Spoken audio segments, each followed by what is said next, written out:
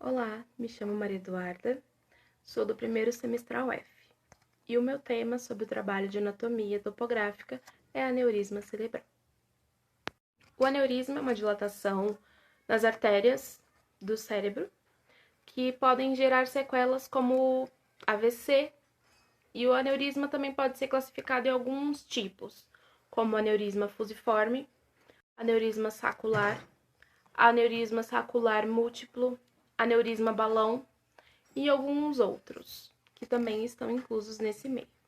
A mortalidade no Brasil sobre o aneurisma é considerada bem baixa, apenas 2%, porque a maioria das pessoas que tem aneurisma não descobre antes que tem o aneurisma, né? Descobre apenas quando vai fazer uma tomografia para alguma outra coisa e acaba descobrindo que tem. Bom, agora nós vamos falar um pouquinho sobre os sintomas.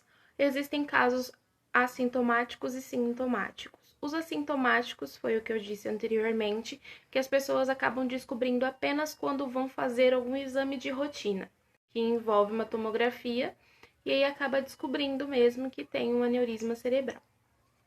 E os casos sintomáticos, no caso que são os que nós temos os sintomas, as pessoas normalmente apresentam algum tipo de sinal, que aí começam a ser investigados. Esses sinais podem ser dores de cabeça constantes e muito fortes, dores nos olhos, no pescoço, convulsões, perca de fala, visão dupla ou até mesmo perca de visão, e entre outros sintomas que também podem ser diagnosticados como um aneurisma cerebral quando se faz um diagnóstico certo com um médico especialista. Agora nós vamos falar um pouquinho sobre a causa do aneurisma, tá bom? O aneurisma ele pode ser congênito, né? Desde o nascimento, e pode ser resolvido com cirurgia, nesses casos, dependendo também de como é o aneurisma, de que tamanho, a forma, e se está num lugar onde possa ser feita uma cirurgia no neném recém-nascido.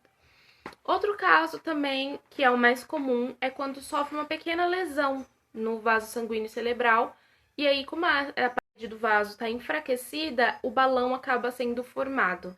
Aí pode ser em balão, pode ser fusiforme, pode ser saculares múltiplos, que existem milhares de formas diferentes de ter um aneurisma. Os tratamentos podem ser considerados três, que seriam os cirúrgicos, os medicamentosos e os físicos. Os cirúrgicos, para as pessoas que realmente precisam e estão aptas para fazer a cirurgia, porque durante a cirurgia o risco é alto de morte, infelizmente. Você tenta amenizar uma coisa e acaba que não consegue e a pessoa vem a falecer. O físico seria repouso, evitar atividades físicas ou praticar atividades físicas, depende da pessoa, depende da recomendação médica.